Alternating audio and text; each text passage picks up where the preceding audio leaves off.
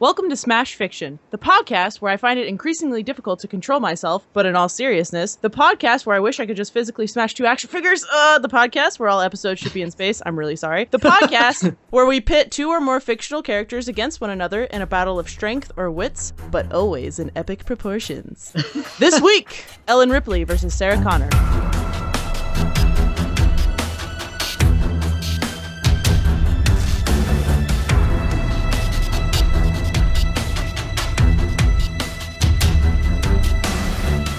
While finally being able to sit down and enjoy the last episode of Single Female Lawyer without static, Emperor Lur and his wife Nada are suddenly interrupted by their top advisors of a mysterious new threat to Omicron Persei 8. Your Majesties, many of our men have been reported as disappearing. They were all reported missing after visiting the new Single Female Lawyer themed strip club. Single Female Lawyer Strip Club. What should we do?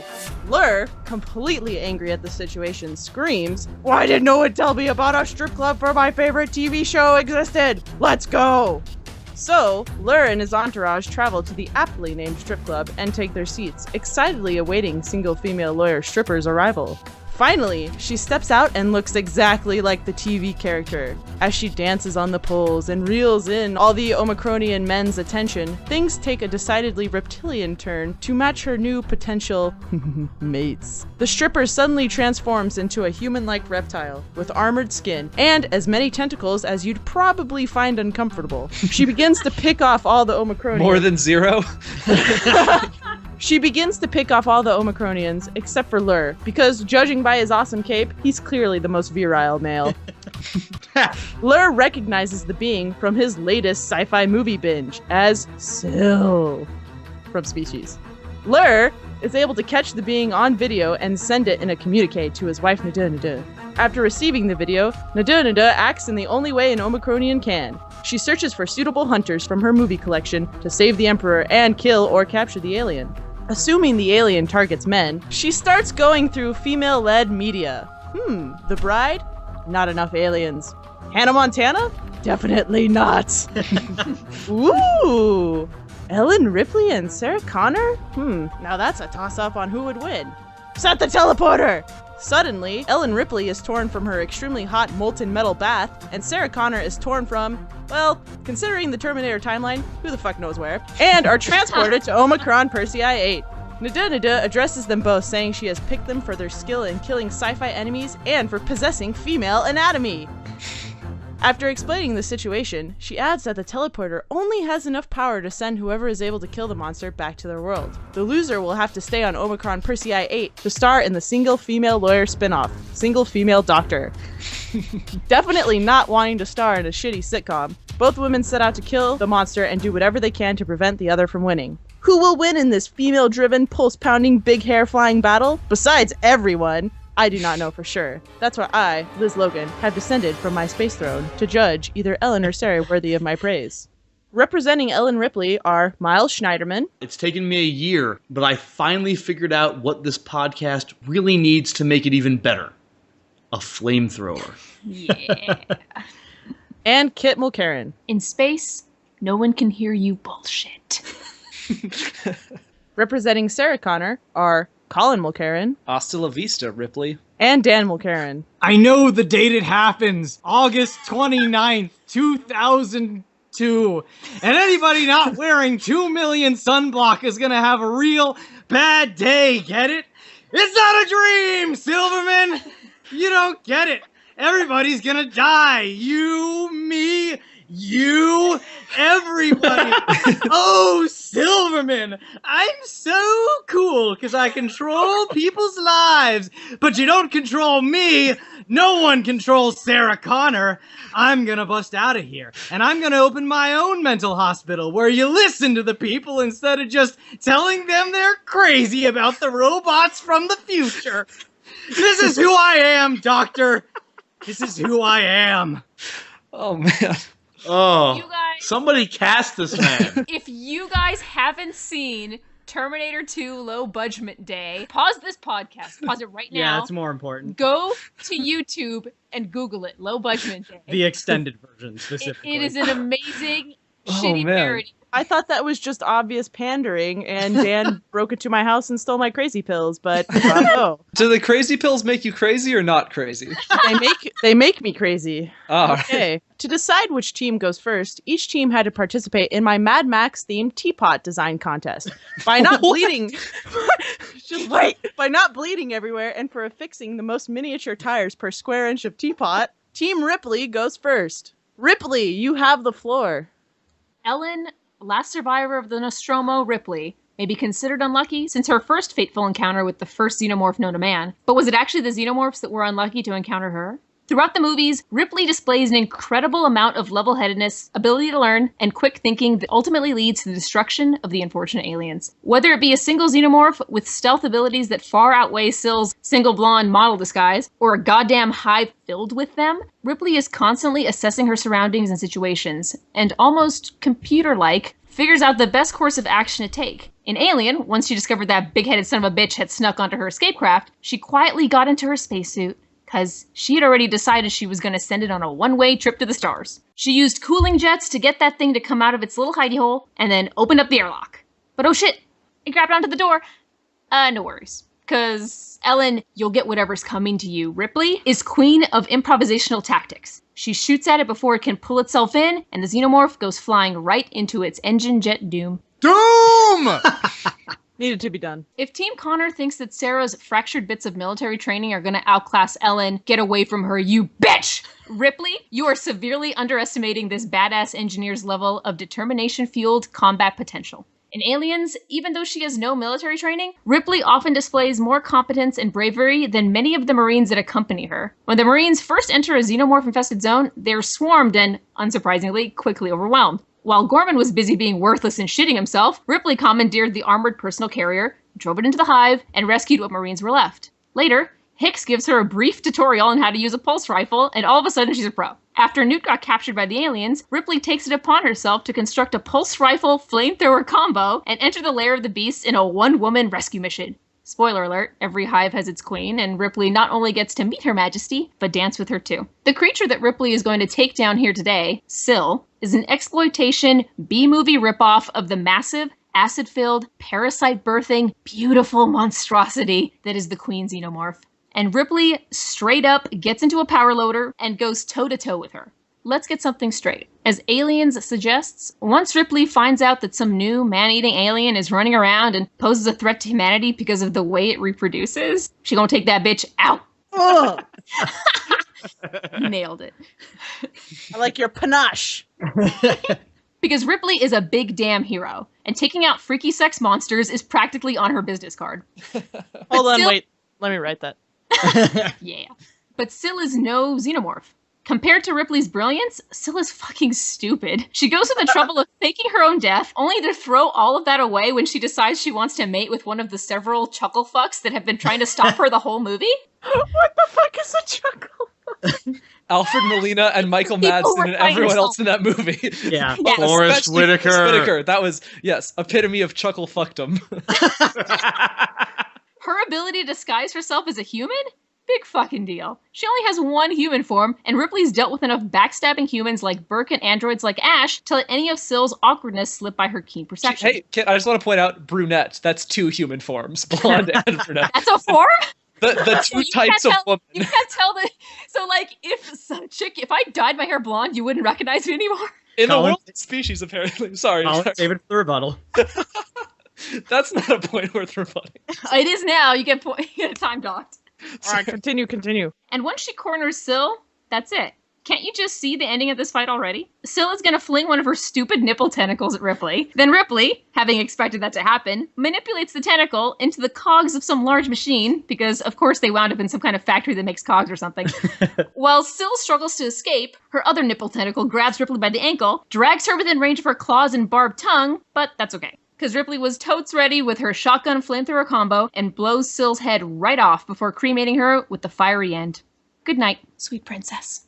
Sarah, good thing there was a hydraulic press in that factory. Connor, on the other hand, has zero experience when it comes to fighting an enemy like Sil. Everyone she fights is either a human or a Terminator, so either a schmuck with a badge and or a gun, or a robot whose tactics are based on marching relentlessly forward and withstanding the attacks thrown against it. This isn't to say she's necessarily good at dealing with schmucks and robots, given just how often she is incapacitated or captured by them, but at least she has experience dealing with them. Sil, while she might be totally lame compared to the Alien Queen, is a whole different animal from Terminators, one that uses stealth, manipulation, and adaptation to catch her prey. She's so good at striking from the shadows, or from beneath the water, as the case may be, that even Forrest Whitaker's precog character has a hard time tracking her. Is he a precog? He's an empath. He's an empath. Sorry, thank you. Empath character. Also- I mean, precog giant more. sarcastic quotes around. Yeah. I'm sorry. Empath. I'm sorry. Let me do that again. That even Forrest Whitaker's lame-ass character has a hard time tracking her. There you go. Got it right that time. Sarah is an adept fighter, but when it comes to reading the behavior of her enemies and thinking tactically, she's not great. She tends to act on impulse, at one point justifying her irrational behavior to Cameron by explaining that, humans are just irrational sometimes. You need to learn about human irrationality, little friend Terminator person. What is this, fucking Picard and Data? The fuck is going on here? And she's also reactive rather than active in her conflicts. Ripley, though, well, let's just say that a deadly female alien obsessed with breeding and making common use of a horrifying tongue attack is right in her wheelhouse. The other thing we need to consider about Sil, though, is that it takes a team to defeat her. Now, under normal circumstances, this would benefit Sarah, who is never seen operating outside the context of a team or a partner. But Sarah needs her team. I don't want to say that she doesn't contribute to the defeat of the Terminators, because she absolutely does. Sarah Connor's great, but let's be real about this. Running away is kind of her thing. And when it's time to stop running and fight, she almost always needs help. She gets saved by Kyle Reese. She gets saved by the T-800. She gets saved by Cameron. She relies a great deal on the people around her, along with sheer luck, to survive the day, let alone win it. Now, consider Ripley, whose team experience is significantly different. The people on Ripley's teams are usually either complete idiots or Weyland-Yutani inside men scumfucks. They don't help her, she either has to help them or deal with them after they betrayed her. Her advice is ignored until it's too late, at which point everyone turns to her for a plan once they figure out that she was actually right the whole time. Even the people who do help or occasionally save her life wind up dying anyway, forcing Ripley to deal with the threat on her own. She survives in spite of her teams, not because of them. Without any of that dead weight to drag around, the officers who constantly overrule her, or the traitors who make her job harder, she will have no trouble outlasting Sil and collecting the bounty. Ripley is a one-woman band. Sarah Connor plays bass. Hey, I don't know if I like that point. As a basis. Well, I play everything, so it's really moot, but I like So you're bass. a one-woman band. Well, I'm not saying anything's bad about bass, Liz, but it's one element of the band. Oh, so many musicians are going to be upset about that, but whatever. Okay, let's go on. Team Sarah Connor, you have the floor. Let's clarify something here. Neither of these characters are at their best in their early installments. Sarah Connor's working at a diner and receiving accidental phone sex from her roommate's boyfriend. Ellen Ripley is a middle manager on a space truck who spends most of the first movie finding new ways to say, "I told you so." Clearly, both of these characters have an arc, and the characters that we see at the beginning of the Terminator and Alien films are not the characters we're dealing with tonight. For example, after her initial encounter with the Terminator, Sarah Connor spends a decade training with the best she can find, traveling to different countries and shacking up with a string of elite criminals and paramilitary survivalists. She learns how to use a bunch of different types of weapons. She becomes a hacker. She even works as a gun runner at the US-Mexico border for a while, basically using every minute she can to make herself harder, better, faster, stronger. Copyright Daft Punk 2001. She is doing this because she knows that it is her eventual destiny to transform John Connor from mopey Edward Furlong into savior of humanity Christian Bale. Similarly, Oh, God.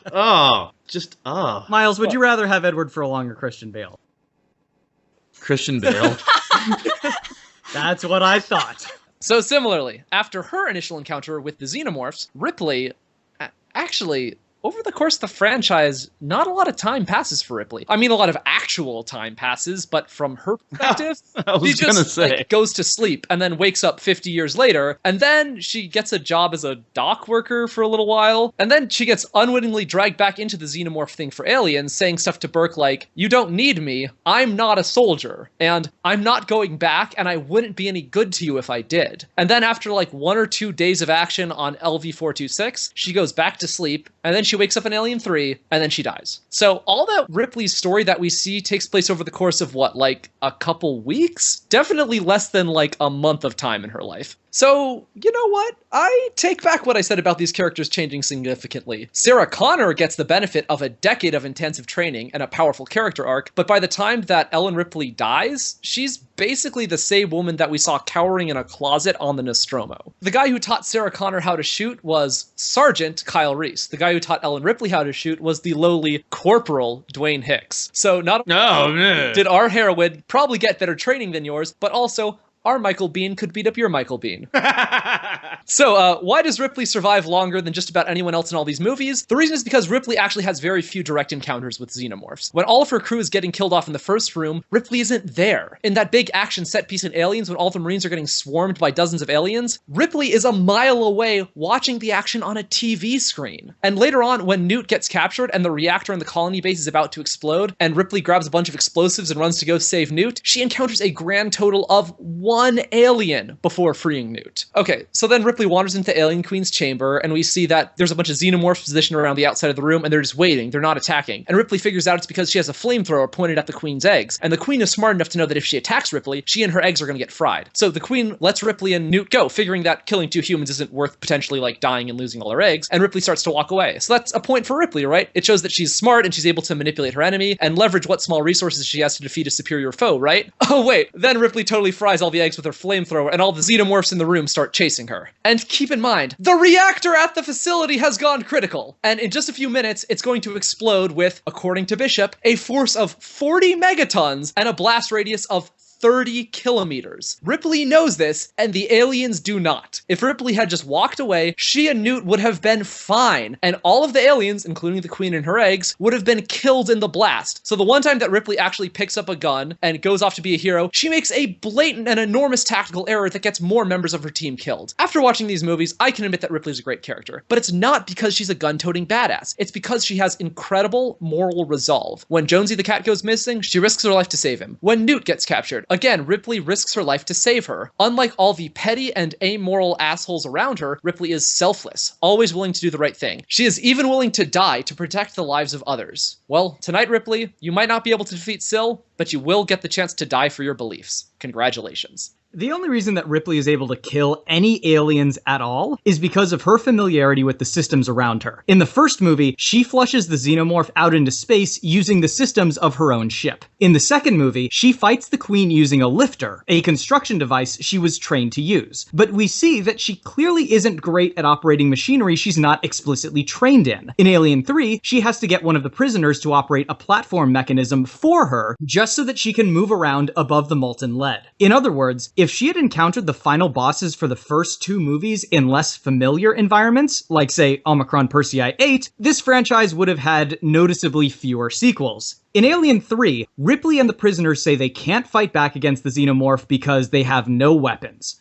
Really? You guys have no guns, so you're just gonna put all of your hopes and dreams into a highly impractical and easily foiled one-shot plan? Aren't you guys in a freaking metal foundry? Why don't you make some weapons? Make some spears to throw at the xenomorph or stab it to death from a safe distance. Use the fuel tanks lying around to make flamethrowers or bombs. Not only does this show Ripley's inability to improvise, it shows that Ripley has an awful lot of quit in her. At the end of Aliens, when she and Newt are cornered by the alien queen on top of the exploding nuclear plant, all she can say is, "Close your eyes, baby," and waits obediently to be killed. When the dog alien attacks her and Dr. Tywin Lannister in Alien Cubed, Ripley cowers as her new Dr. BFF gets his head all eated, and then continues to cower, whimper, and cry as the alien very slowly gets all up in her grill. Sarah Connor does not give up like that. When she and John are cornered by the T-1000, she makes sure that John gets to safety and then just starts unloading. Even when she's literally impaled, she just reaches for her gun and keeps loading shells. Now, arguably, Sarah Connor has a lot of really badass moments, but I want to focus on her breakout from the insane asylum in Terminator 2. You know, the scene where she starts off with a paperclip and ends up with a trail of broken orderlies behind her. She starts off with no weapons, so she breaks off the handle of a mop and turns it into a bone-breaking baton. She needs a way of holding Dr. Silverman hostage, so she fills a hypodermic needle with drain cleaner and threatens to inject him with it if everyone doesn't cooperate. She outruns the guards and leaves them locked in their own facility. Now, there's a lot of obvious takeaways here. She's incredibly incredibly tough, resourceful, and is able to turn what would be a hopeless situation to her advantage, all the while showing off her incredible physical abilities, combat prowess, and emotional grit. But there's a few things about this breakout that are easy to miss, but important to recognize. First of all, Connor didn't plan on escaping at all until right when she actually did so. Up until then, she had been planning on masquerading as a model citizen until she got transferred to a minimum security prison. But when she realized that wasn't going to work and the cop showed her a picture of the T-800, she realized that she had to get out to protect her son. And she did it that very night.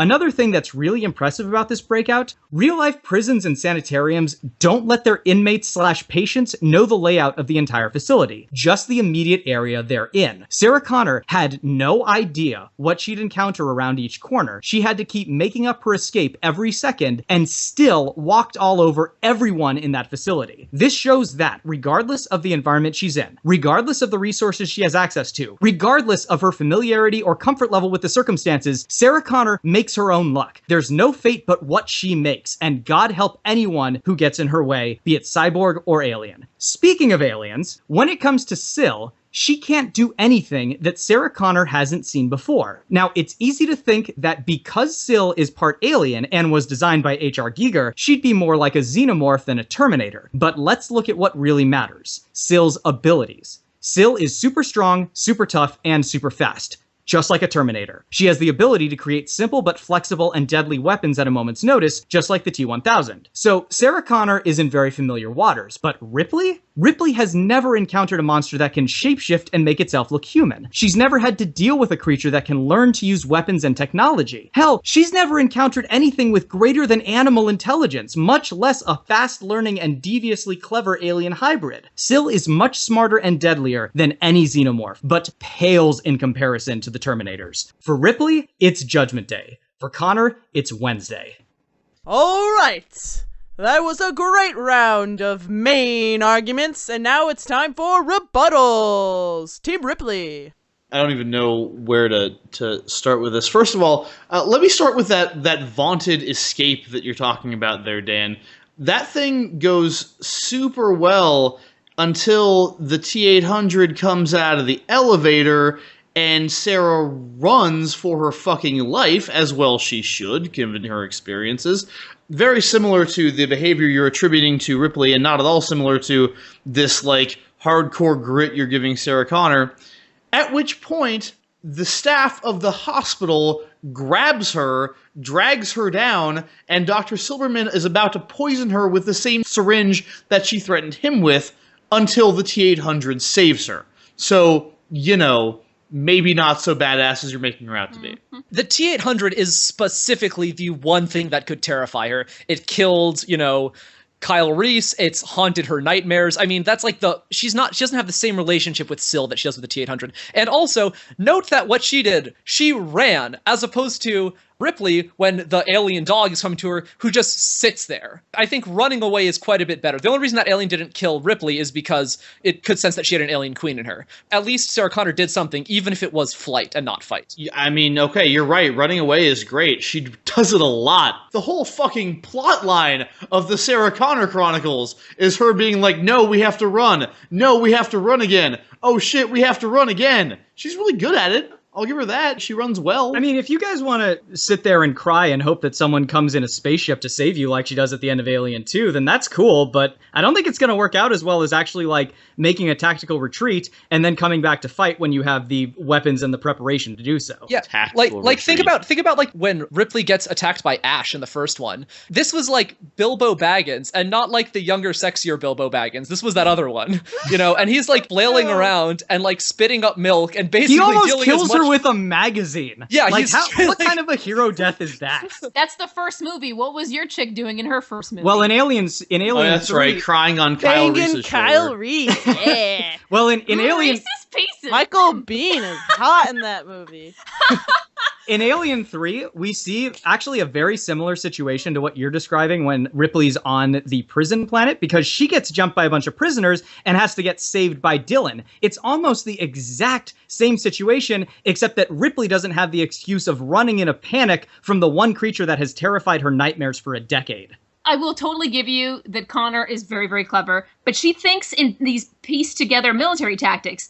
that clearly wasn't working for the Marines and Aliens. And if Sil is anything like a xenomorph, that's going to throw her off. One thing that's important to realize is that Sarah Connor has received training in terms of like tactics and strategy and how to use weapons and such. But I think that the reason that the Marines got killed, which is a weakness that Sarah Connor won't share, Sarah Connor never spent time actually like in a squad situation. She never had to take orders directly from anyone, so she had to develop her own critical thinking skills, which is why you see that she's so good at improvising and why you see that she's so creative. The reason the Marines get killed in Aliens is their comms aren't working, and they can't receive their orders, and they don't know what to do. But Sarah Connor doesn't wait for orders, she just acts. Right. Yeah, she acts by running. Last point. You mentioned that she had the chance to just like walk away and let the, because the queen was like letting her go. But then one of the face hugger eggs opens. She knew that thing was going to fucking come after her. So she was like, well, fuck it. Burn, burn, burn. And she still came out of it alive. And also, that's the exact same thing that the fucking team does to Sil in the Species movie. So that tactic is tried and true. What tactic is that? Burning the kids. Okay. Always burn the kids. Well, always burn the kids. It worked in Species because they weren't fighting directly underneath a nuclear reactor that was about to go into meltdown. It worked anyway. Also, it's bullshit that you say she like does it. She grows in intensity, and you said she doesn't like develop at all. She develops a fuck ton in, yes, those probably several weeks. She is a genius badass from the get-go. This talk about how Sil is better than xenomorphs but worse than Terminators, that is completely ridiculous. First of all, Sil is not a shapeshifter. And I don't know where you got this idea. She starts off as a kid, she grows into a woman, and then eventually she becomes an alien. That's not shape-shifting. That's her, like, progression and evolution into her true form. I'm pretty sure she dyed her hair. Like, that's why. Well, no, what we're referring to is her ability to make herself look human, is what he said. Shapeshift to make herself look like a normal human. So she can, she pass doesn't. as One human. form. It doesn't even matter because it's like one derpy form. And like Ripley's already used to seeing through people like fucking betraying androids, motherfuckers. And like I said before, Sarah Connor's opponents are just like come at you relentlessly with no thought for tactics or creativity, which is very different from what the Xenomorphs display and very different from what Sil displays. Miles, do you need to tell us the first episode of Smash Fiction again? Done. Okay, Sarah Connor, go. So at the end of Alien, Ellen Ripley is, on board the Nostromo. She's running to the escape pod. She has a flamethrower. She has Jonesy. She's almost at the escape pod and she sees the alien. And she's like, oh crap, I can't go to the escape pod. I need to stop the self-destruct. First of all, rather than killing the alien, which she has a flamethrower and the drop, so I don't know that it would be that difficult if she was actually skilled, but whatever, moving on. So she turns around, she tries to disable the self-destruct, doesn't, so she goes back to the escape pod, the alien isn't there. So she gets in the escape pod, it jettisons away, the Nostromo blows up, she's like, okay, good, I'm safe.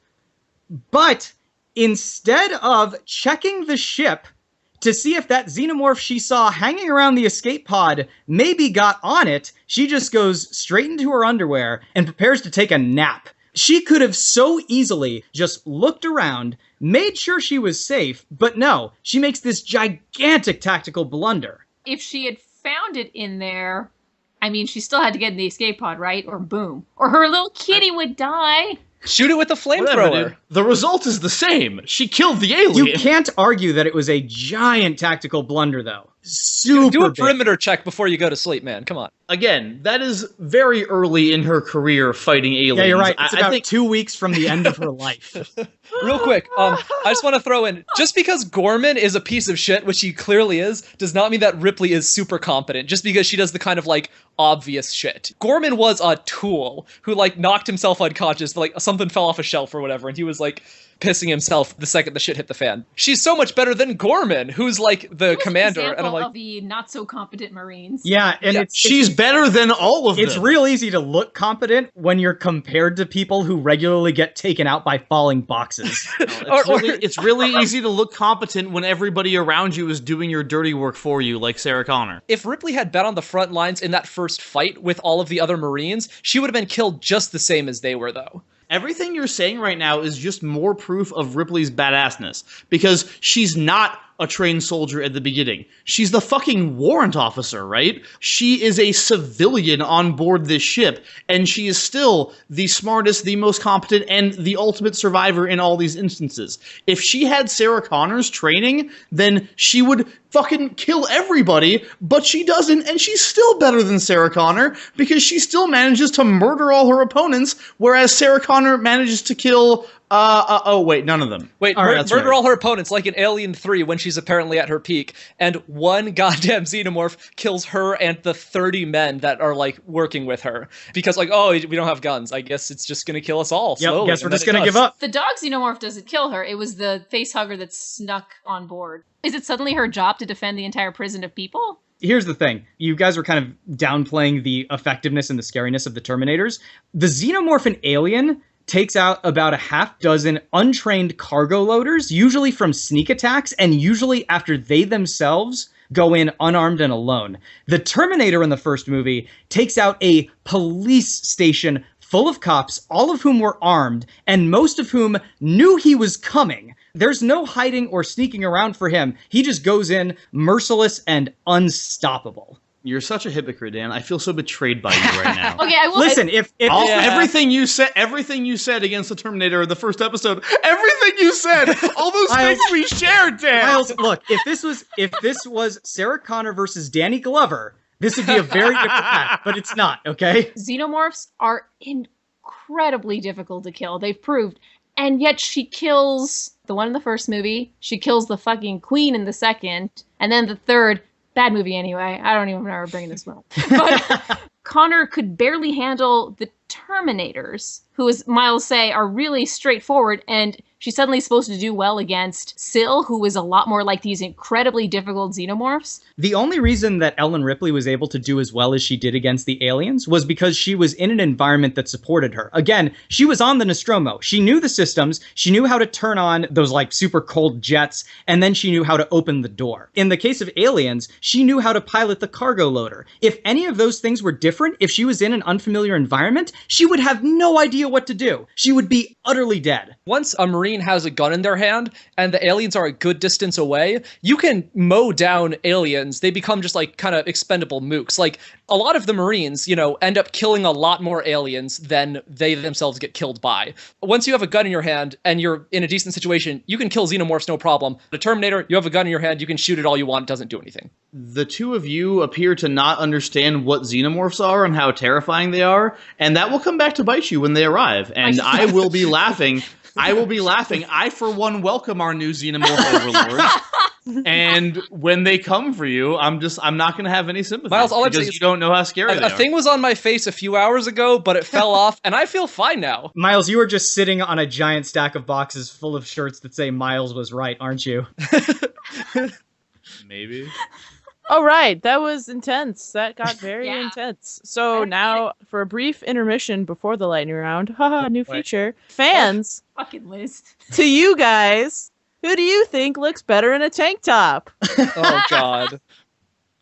Anyways. Are we waiting for them to call? Phone lines are open. Like, that was great, fans. You're the best. Someone needs to explain to Liz how a podcast works. 1, 2, 3, not it. That was a great round of fan questions. Now it's time for the lightning round. Oh, shit. What? We were just answering fan questions. The last fan question was, hey, when's the lightning round? Did a time portal open, or is the reactor about to overload? Because I see all of this, like, blue lightning just drawn onto the frame. I don't know. Something must be going on, because Sarah Connor's running the fuck that way. Yeah, and Ripley's just curled into a ball and weeping. Oh my God, like one fucking time. Twice. You have to cut the magazine up before you eat it, Ripley. At least put some sauce on it. Colin, if I come at you with a magazine, ready yourself. Ew, I would hope not. Keep that to yourself. Now it's time for my way more appropriate than what I wanted to do lightning round. After a long fight with lots of tentacles, big guns, power loaders, and lots of general urban destruction, the two women and one womanish alien start their final slog in an abandoned warehouse. Suddenly, multiple strikes of lightning begin to pound the building. Turns out, the lightning is actually a signal of more imminent teleportation from another world. Immediately thrown into a teleportation hole thingy, because I couldn't figure out a better descriptor, our two heroines are deposited in a chamber surrounded by old men in high-back chairs. Yes, this will do. Sequels and reboots have no appeal these days. Plus, the latest ones for these two were shit. What we need is an entire physical area dedicated to each beloved franchise. Let the fans relive the best moments, yes. And with themed souvenir cups and cardboard pizza. According to these studio execs, amusement parks for each one. The best one who wins our hearts and minds has it rebuilt on prime real estate. Advocates. You are tasked with creating an amusement park based on your character's beloved franchise. Tell me your park's name, at least 3 of its rides, and a food dish that it will become known for. Let's begin and cash in on all our favorite things we love. Ooh. Yeah, Terminator, so boring. I mean, what kind of theme park could you make out of that? It's probably a theme park where John Connor goes to try and avoid getting killed by the Predator. Is there a best ride like a treadmill? So you can just keep on talking? Dan, do you have a name? I'm thinking Judgment Land. That works. Right? I was thinking possibly the Termination Station. Oh, that's pretty good. But Judgment Land I like. So That's that their works. Termination Station would be their food kiosk. Yeah, that works. Oh my god, that'd be so good. Like bean and cheese burritos. Yeah, Well, Kids, stop helping them! Well, what I was thinking that you would get is a milkshake there called the T1000, and it's actually made with little bits of like liquid metal shavings in it, so that it's like tiny little bits of lead. It looks like a thick liquid metal slurry. It does not cause any negative health consequences until about 5 or 10 years down the line, but. Yeah, who knows? By then we'll have absconded from the country. Is that the right word? Absconded? The T1000 shake is also especially good at washing down the main food attraction at Judgment Land, which is, of course, Cheesy Money, which is... Oh, Dan, you're the best! Which is wafers that are made to look like large bills with nacho cheese poured over them. Delicious. Delicious. There's a really good merry-go-round that has all of the different vehicles that they have in the different scenes in the movie. So there's like a semi-truck, there's like John Connor's dirt bike, there's the Terminator's motorcycle, there's that like shitty gardening truck that they get at the end of Terminator 2. I think one of the other rides that's really fun is one which simulates the experience of being the T1000 clinging to the back of a car. Which is that they put you on the back of another more standard amusement park ride, and you just have to hope that your grip is good. The other ride that's real popular is the Skynet, which is it's basically a giant slingshot you get into, and then it fires you into the air. The idea is that all the way across the park, there's a big net laid out, sort of like a big trapeze net, and that's the Skynet, and it's like supposed to catch you, and it's real fun, and you get to see the park. But secretly, the Skynet is actually designed to retract right before you hit it, and so your dead body falls into a secret robot production facility underneath the park, and a complete identical cyborg is constructed of you, which then marches out to meet your parents and goes out to live with you in society. One closing point, one of the sublands there is a recreation of, hey, Raging Waters! Yes, exactly. Okay, excellent. I like that. I would go there, except for Skynet. Okay. That sucks. I went there and I was fine. Nothing happened to me at all.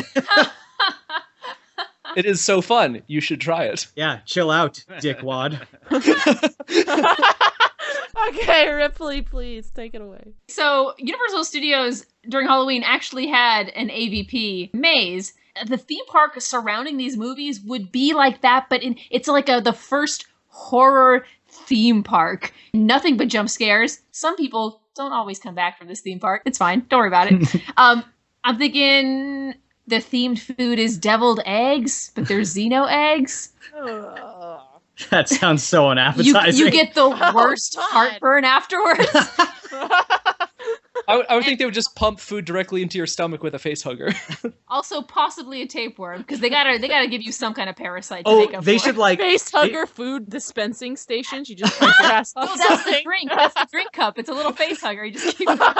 Anytime you order milk, they should just put a little bit of Epicac in there, so you spew it up Android style.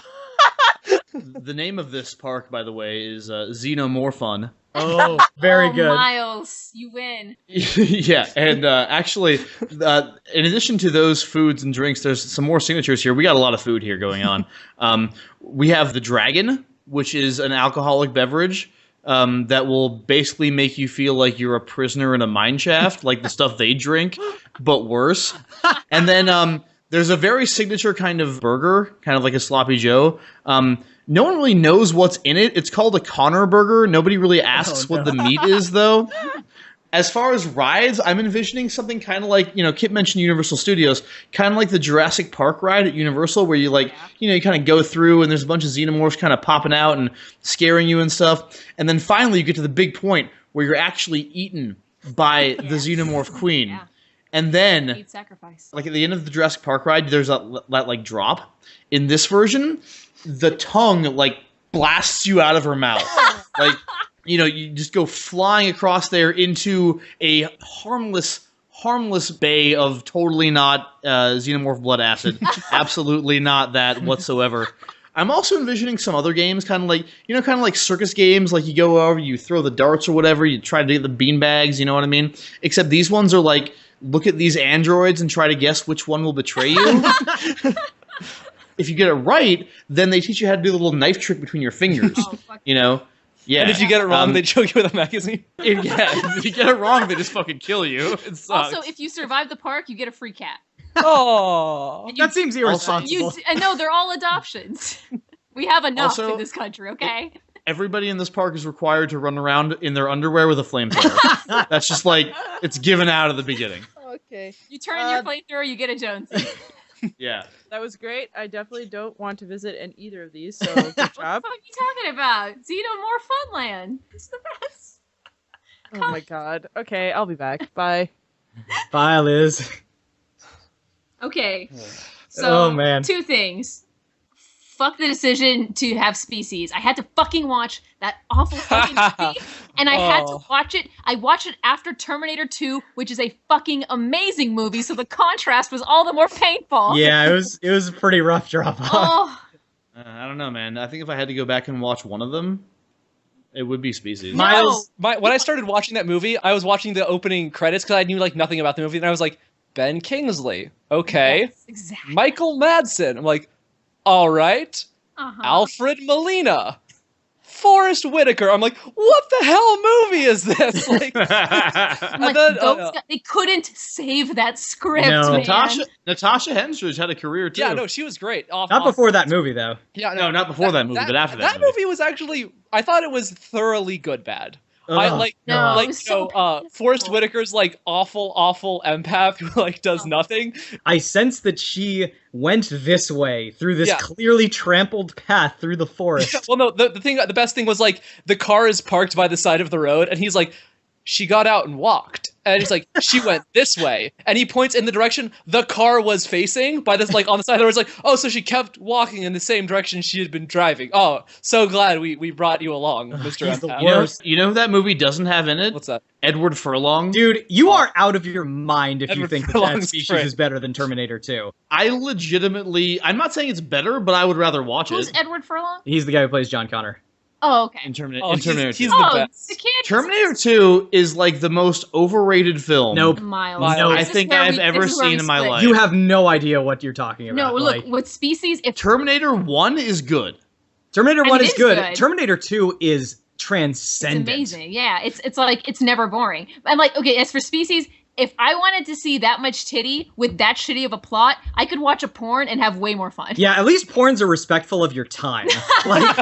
This was at one point I turned to Kit halfway through the movie and I was like, you know what, Kit? You know what this could really use is a scene where Sil arrives at a new location and she's really weird and then she finds a dude and tries to seduce him, but then ends up killing him. And so she has to leave right before the other team gets there. That's the sort of scene that this movie could use over and over and over again. Oh god. Still better than Terminator 2. All I'm saying is, I think she's afraid. All I'm saying is I don't care about the Terminator franchise, and I never have. That's all I'm Well, saying. look, I don't care about the Terminator franchise. I care about Terminator and Terminator 2. I think the next match we should do is Edward Furlong's nervous prepubescent voice crack versus Newt's ear-splitting and constant shrieking in Aliens. Newt's was worse. Okay, nobody wants to listen to that. Okay, enough Terminator. Let's talk about how fucking great Alien and Aliens is. Yeah, by the Aliens franchise Aliens was was great amazing, until fucking, I don't like until Aliens fucking 3. Resurrection. But Yeah. I made the movies all the more enjoying for myself. But like every time the second Tiny Mouth came out, I just went, no. It was very entertaining. Just dub something over that little mouth every time it comes on. Yeah. Am I the only person here who just thought Prometheus was a piece of shit? Oh, I it was didn't awful. see Prometheus. It's awful. All right, good. That movie is really divisive from what I understand. There's people who hate it, and there's people who say that, like, there's something in there worth really loving, but I haven't seen it. It's not without merit. It's really beautiful, and there's some kind of cool stuff in it, but the plot makes no goddamn sense at all. I think the best line from any Aliens movie was actually in Aliens Resurrection. The line, of course, is, "I am not the kind of person with whom you want to fuck." It's like... It's like, Oh, well haven't- done not yeah. ending your sentence with the With preposition. the preposition, Wow. yeah. Good job. See, this is why you're Hellboy. All right, I'm back a bit. All right. Hello, Liz. Okay, so I've thought long and hard. Caressed my tentacles. Oh Jesus! Your nipple tentacles? Oh, Ew, no. no, Nipticles. You had to fucking go there, Colin.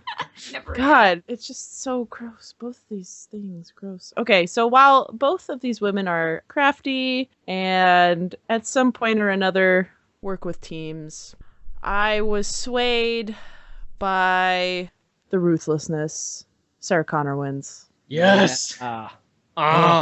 Man, you guys pulled out such a better argument than I was anticipating. You Yeah, guys brought it really hard. You guys brought it really hard. I was like, all right, I'm at my bullshit's end. You both did a very good job. Yeah. Well, Yes. I'm sure. Thank you. Excellent job. you guys. That was well earned, guys. Good job. The Well, Miles Kit combo is hard to beat, so congrats. Can we now never talk about species again? So bad. You didn't like Species? Thank you, Liz. Yeah, No. listen Thank you. to what we were talking about during Oh, you were the gone. during your intermission. Objectively better than Terminator 2. Nope. It's Miles, a horrible movie you love to watch. That's take your what- crazy pills, Miles. No. We have thanks to give out, Kit. Yes. So on Twitter, thank you so much to @andherdeadpets, Goodberry Smoothies, Sam Ruiz, John Poplin, Paladin Today, and Florian. They retweeted the Hunger Games match. The Indulgery said, this is for you, Liz. The winner is no surprise for the Hunger Games match, but Liz needs props for defending the hell out of Hannah Montana. It was beautiful. So there you Thank go, you. Liz. Thank you. It was something. It was a pile of words. It was a beautiful argument in the certainly same was. way that Species was a good movie. And on Tumblr, Geekhaven and Byforge and Fire also reblogged the Hunger Games match. Also, special thanks to Byforge for saying sweet things like how it was a solid matchup with a ton of good arguments and surprising little shouting. Winky face. Yeah, there was no need for shouting in that one. There was more just horrified laughter. Thank you for listening to this episode of Smash Fiction. Next week, Hal versus GLaDOS.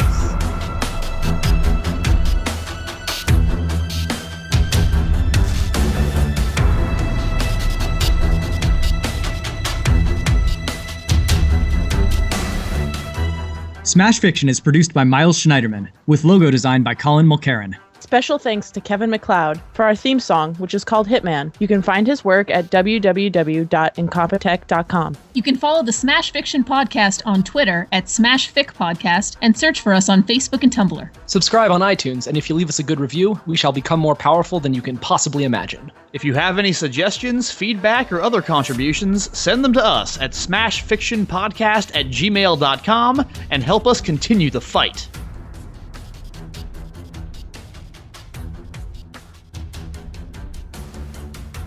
Team Ellen was okay. Ellen did it. First name basis, huh? Everyone gets a free car. All right, let's dance on the couch. Woo! Okay. I think you're mixing up your daytime talk show host.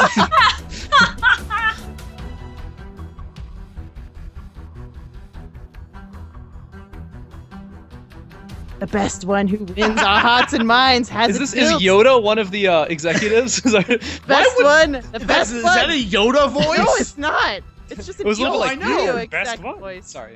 Why do you think that's a Yoda voice? Best one. one.